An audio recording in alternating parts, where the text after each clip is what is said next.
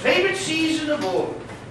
It wasn't always like this. Oh, no, no, no, no, no, no, no, no, no, no. Why, only a year or so ago, I heartily hated it, detested it. Yes, I really did.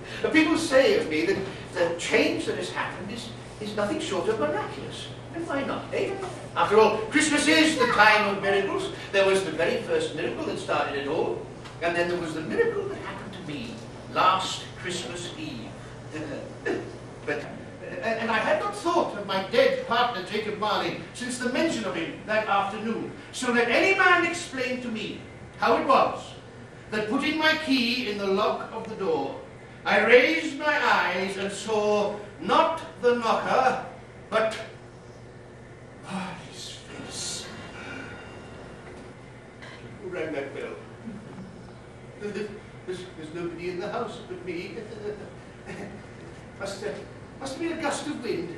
Yes, I'm sure that's what it was.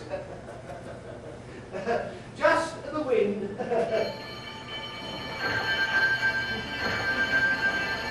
Now all the bells in the house are a jangle. No. I have lived too long in this dark house to let my imagination make a fool of me now. Stop this noise instantly! My old partner, Jacob Marley, as he lived, walking through the door. Marley, with his usual waistcoated boots, the tassels on them bristling like his pigtail and the hair upon his head. He had a great chain wrapped round him, made of cash boxes, deeds, ledgers, keys, and great purses made of steel.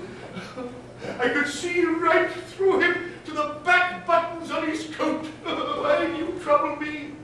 In life, said Marley, my spirit never roved beyond the narrow limits of our money-making home.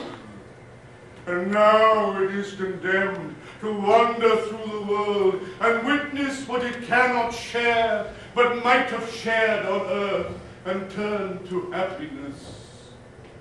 I wear the chain I forged in life, and of my own free will I wore it. But you know the weight and length of the chain you have made for yourself, Scrooge. 70 years ago, it was as full and as long and as heavy as mine is now.